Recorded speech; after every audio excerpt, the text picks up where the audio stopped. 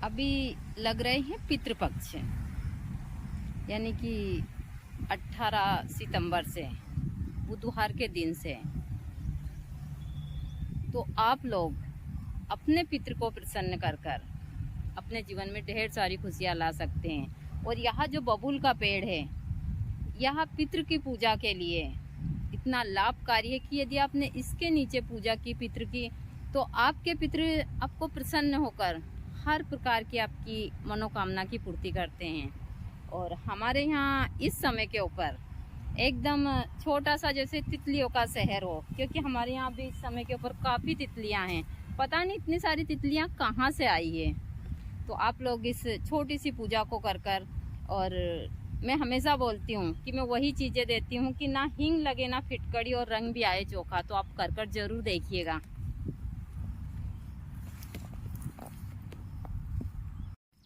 जय माता दी सभी को, हर हर महादेव। जैसे मैंने कल आप लोगों को बताया था कि यदि आपको पितृदोष हो तो आप इस वृक्ष के नीचे पूजा कर कर इस पितृपक्ष में अपने पितृ को प्रसन्न कर सकते हैं। यह वृक्ष है बबूल का, यह काफ़ी बड़ा है और यहाँ काफ़ी घास भी है। तो मैं उधर नहीं जाऊंगी क्योंकि कल भी घर में सांप घुसा था, हमने कल भी सांप को पकड़ा है। तो यहाँ काफ़ी जानवर वगैरह है। तो यहाँ पेड़ है बबूल का, लेकिन इसको मुझे साफ करना है क्योंकि मैं खुद भी अमन बाबा के ऊपर पितृ की पूजा करवाऊंगी। जैसे भाई गुरुजी अब हमारे पितृ ही हुए, तो ऐसे मैं 2 साल से श्राद्ध में इसके नीचे पूजा करवा रही हूँ। और ऐसा नहीं है, मैं भी सारी चीज़ें करती हूँ उसी हिसाब से। तो मैं आप लोगों को पितृ के लिए एक छोटा सा प्रयोग बता देती हूँ, कर लेते हैं तो चाहे आपके ऊपर कितना भी खतरनाक पितृदोष क्यों ना हो, वह भी खत्म हो जाता है। पितृदोष सभी पर रहते हैं। सब सोचते हैं कि हमने बहुत सारी पूजा पाठ कर दी, जैसे गया जी हुए या फिर घर पर श्राद्ध वगैरह कर दी, तो हमारे ऊपर पितृ दोष नहीं खत्म होगा। ऐसा नहीं है भाई। पितृदोष हमारे हिंदू धर्म में हर एक घर में होता है, लेकिन कुछ पितृ हमको अच्छे फल देते हैं, कुछ गलत। जिन लोगों को जैसे बिजनेस धंधा हुआ या फिर जिनको संतान में बहुत घाटा हो रहा है, सारे उपाय कर कर आप परेशान हो चुके हैं, तो आप समझ लीजिए आपके पितृ आपसे प्रसन्न नहीं हैं। जिनके यहाँ लड़की है, लड़का नहीं हो रहा है, तो उनको भी पितृदोष होता है। तो कुछ पितृ प्रसन्न नहीं होते हैं, इसके कारण हमको बहुत सारी चीज़ें उस हिसाब से देते हैं। तो मैं छोटा सा तरीका और बहुत ही आसान तरीका बताती हूँ।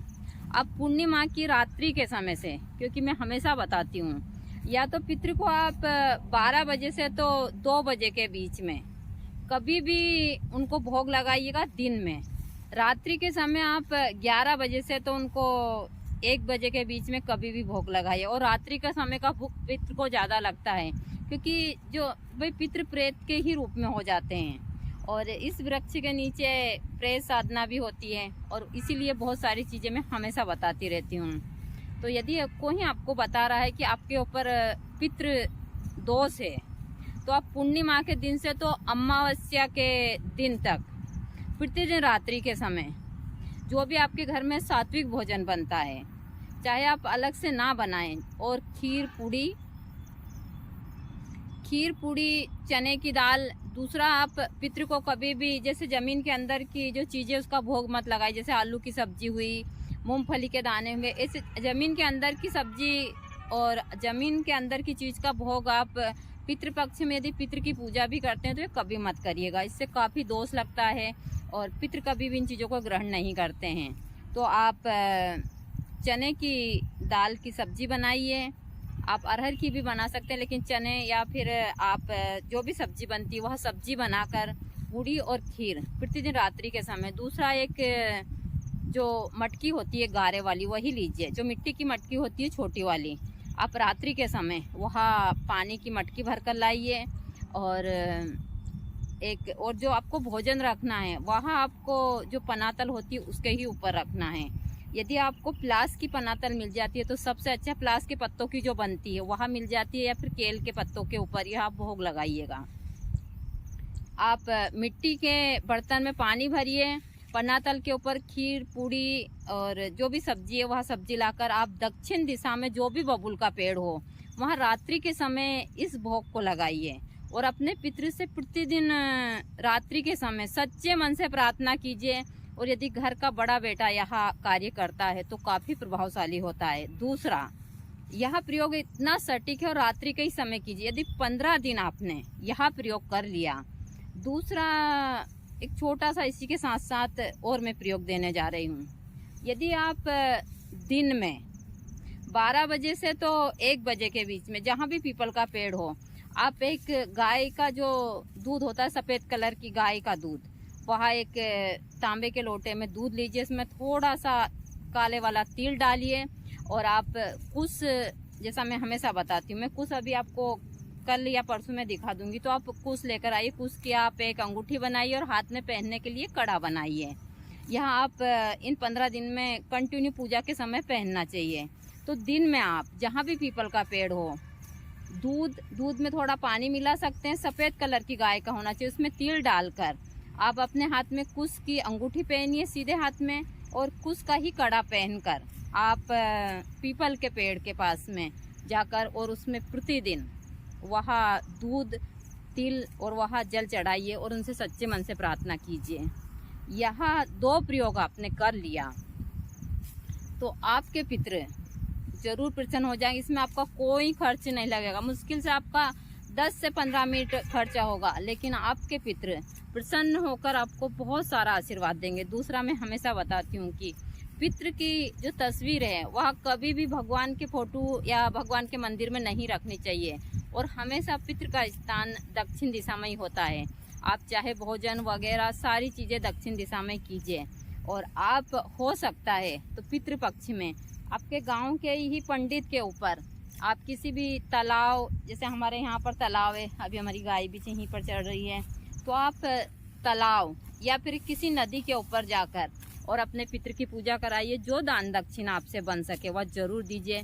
आपको ना तो कोई गंगा जी जाने की आवश्यकता है, ना गया जी जाने की आवश्यकता है, कहीं भी जाने की आवश्यकता नहीं है। यदि सच्चे मन से आपने यह पितृ की पूजा अपने घर के ऊपर कर ली तो आपके पितृ आपको बहुत सारा आशीर्वाद देंगे और आपकी सारी दरिद्रता दूर कर देंगे। कहते हैं कि यदि आपके पितृ प्रसन्न हो तो आपको किसी भी देवी देवता को पूजने की जरूरत नहीं है, क्योंकि सबसे बड़े देवी देवता हमारे पितृ होते हैं, यानी हमारे बुजुर्ग। हमारे ऐसा तो कोई नहीं है, क्योंकि यहाँ मृत्यु लोग है, इसमें ऐसा कोई इंसान नहीं है जो जन्म लेता हो मरता है, आज नहीं तो कल मरेगा। हम भी जाएंगे एक दिन, हम भी पितृ बनेंगे। लेकिन कुछ पितृ अच्छे होते हैं जो अच्छा फल देते हैं, कुछ पितृ उस हिसाब के, जिस हिसाब के इंसान है उस हिसाब के होते हैं, तो उस प्रकार से फल देते हैं। तो आप लोग इस पितृपक्ष में जरूर ये छोटी छोटी क्रिया कीजिए और अपने पितृ को प्रसन्न कर कर आप बहुत सारा आशीर्वाद लीजिए। और भी मैं 2-3 दिनों में आप लोगों को बहुत ही सटीक और बहुत अच्छे उपाय दूंगी। अभी देखिए हमारे यहाँ बहुत सुंदर तितलियाँ हैं जो उड़ रही है सफ़ेद कलर की, क्योंकि यहाँ का दृश्य इसी हिसाब से रहता है। इतनी प्यारी तितलियाँ हैं, देख सकते हैं वहाँ पर सफ़ेद कलर की तितलियाँ हैं, छोटी छोटी, और बहुत ही अच्छा दृश्य है यहाँ का। हमारी गाय भी यहीं चल रही, काफ़ी मात्रा में चारा है और जानवर भी काफ़ी है, सांप वगैरह। कल भी हमारे घर में सांप घुसा था। और ये हमारे यहाँ का दृश्य है जो मैं आप लोगों को दिखाती रहती हूँ। काफ़ी मात्रा में जड़ी बूटियाँ भी है, लेकिन मेरे साथ में या हमारा एक सिक्योरिटी गार्ड भी है जो हमेशा चलता है और मैं आप लोगों को हमेशा जानकारी देती हूँ। मैं आप लोगों को तितलियों का शहर दिखाती हूँ अपना छोटा सा। यह हमारे तितलियों का है, इसमें बहुत सारे जैसे कि सफ़ेद कलर की तितलियां हैं जो अभी उड़ रही है, देख सकते हैं आप। काफ़ी मात्रा में तितलियां हैं, देखिए छोटी छोटी तितलियां हैं, सफ़ेद है और बहुत सारी तितलियां हैं। ये इतनी सारी तितलियां उड़ रही है। और यहाँ एक और मैं पौधा आप लोगों को दिखाती, इसको कागजिंगा बोलते हैं, या तंत्र में गलत क्रियाओं में काम आता है। किसी दिन मैं इसकी जानकारी दूंगी। हम छोटे थे तब इससे बहुत सारी एक दूसरे से लड़ाइयाँ कराते थे, कहते हमारे बैल हैं जो लड़ेंगे इस हिसाब से। तो यहाँ हमारा एक छोटा सा तितलियों का शहर है जो काफ़ी मात्रा में यहाँ पर तितलियाँ उड़ रही है। इतनी सारी तितलियाँ हैं, बहुत ज़्यादा है। तो मैं आप लोगों को इन्हीं दृश्यों को दिखाती रहती हूँ। तो यहाँ ज़रूर करिए और कर कर देखिए। मेरे पीछे बहुत सारी तितलियाँ उड़ रही है, ये देखिए सफ़ेद कलर की, हर कलर की ऐसे तो, लेकिन सफ़ेद कलर की बहुत ज़्यादा है। सब दूर तितलियाँ ही तितलियाँ हैं।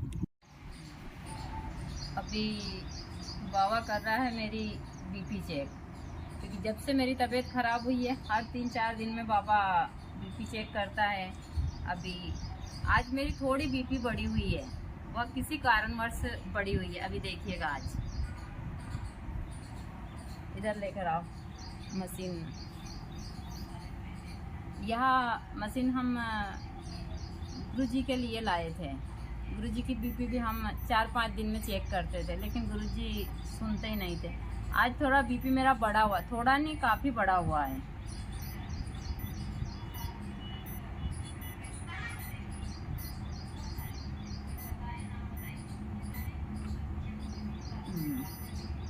आज मेरा बीपी थोड़ा सा बढ़ा हुआ है,